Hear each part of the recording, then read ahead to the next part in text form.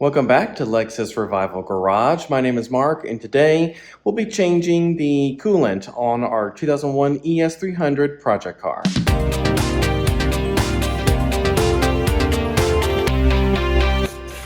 Okay, we are underneath the car, and we need to remove a handful of 10mm bolts, or in my case, I may only have one.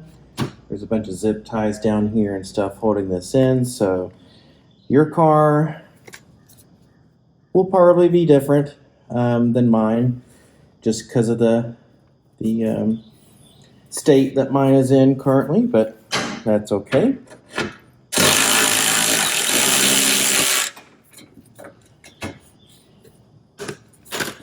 And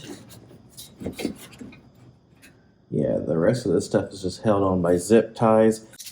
Normally for something like this, I may not bother to wear gloves, but if you guys saw the video I did on the valve covers for this car, you'll know that this car had pretty bad leaky valve cover gaskets. So gloves it is today.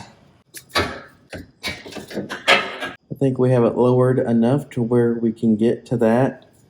I don't know if the camera's getting it, but it's right here. So let's go ahead and drain the radiator portion of this, and then we'll move on to draining the engine blocks. Now, as I've been checking this car out, I can tell you already that the coolant that's in here now is not Toyota. As a matter of fact, it only might be water or something. So channel locks were the closest thing I could find, so I think that should work. And let's open this up.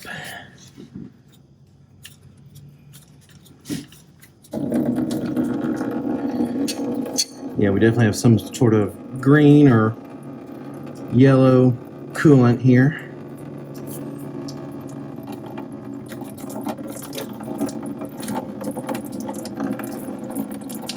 Just get this drained out as quick as we can.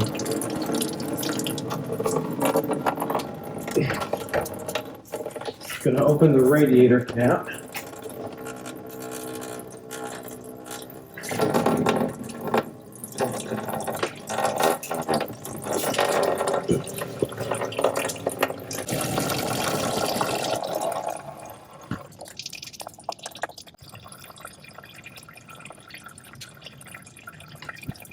Okay, if we look into the engine bay now, you can see this. I know it's covered in oil from those valve cover gaskets that were spewing oil everywhere.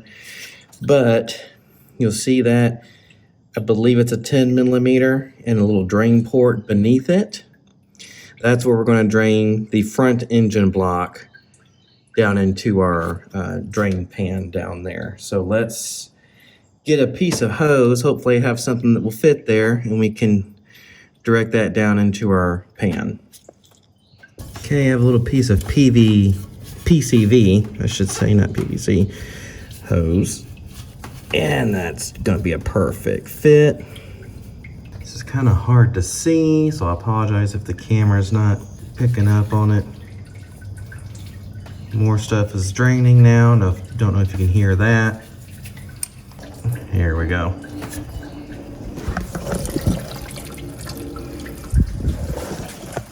Coolant that was in this car was very, very contaminated, it would appear. You can see down in there how contaminated it was. And it should be red, not this green or yellow coolant that was used. So definitely a good thing we're doing this.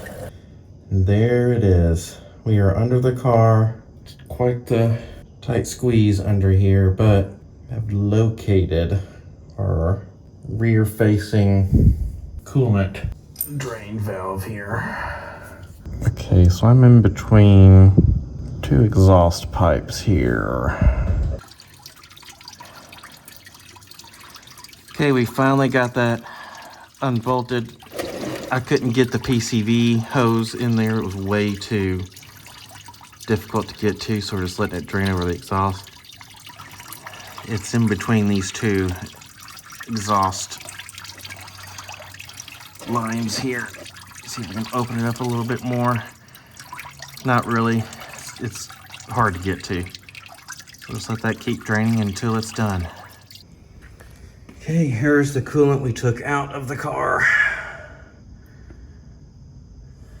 And it's very gross. So let's go ahead and put the proper coolant in. So we will go ahead and mix this. So 50-50 ratio is what's recommended.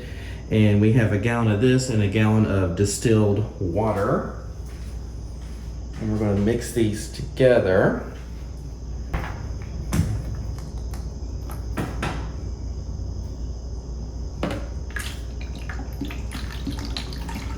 This looks better than what came out of it, huh? Is this what's known as Toyota Kool-Aid? We won't be drinking the Kool-Aid today. Not this Kool-Aid anyway.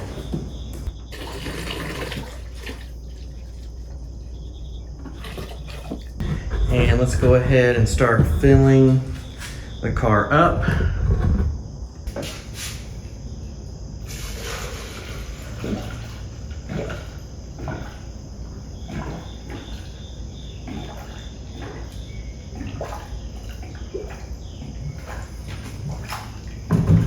You see how it's bubbling there? That's what you want to see. This is popping up.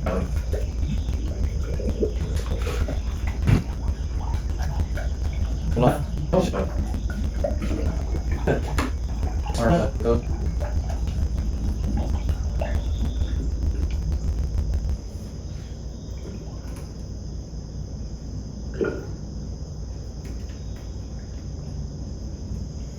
All right, let's go ahead and turn on the car. Like I say, I hope that's enough. The car may need to be jumped because this alternator is really on its last leg. Well, this isn't exactly how I had planned to debut this car on the channel. This is my 2013 RX 350. This car was my parents' car, and we'll tell this car's story at a different time. So I have them connected together. Let's go ahead and crank this one.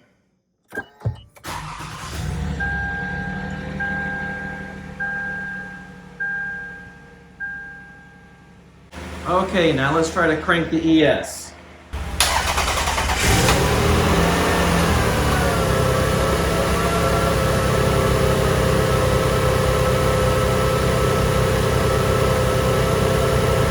Looks like we got some more bubbles coming up there. That's to be expected. Now inside the car, let's go ahead and turn on the heat all the way. It's getting warm. That's a good sign, and we're almost out of coolant though. Yep, we are out of coolant. The guy at Toyota did me wrong. We need to go get one more gallon. All right, it's several hours later, and I've gone to Toyota.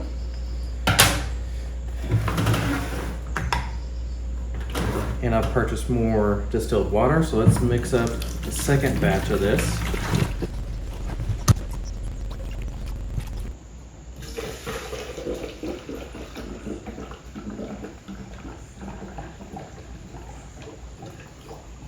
Okay, let's go ahead and turn on the car.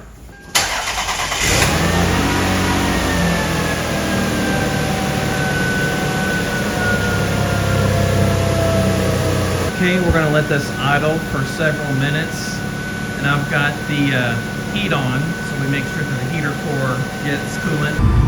Okay, I've got the car almost fully warmed up. Actually, it looks like it's just about there. The heat is on max hot. It's coming out quite warm, so I think we are good. Still burning off from some oil from the valve cover gaskets. But over here we have no more bubbles coming up, so I think we're just about there. I went ahead and plugged off the coolant funnel and removed it from the car. And I also topped off our coolant reservoir. So now I'm just gonna, I might just put a tad more coolant just to make sure it's completely topped off. Don't know if this is necessary, but it's under pressure usually, so don't want any extra air in there. And now we replace our, still see some air bubbles coming up, so I'm gonna give it a second.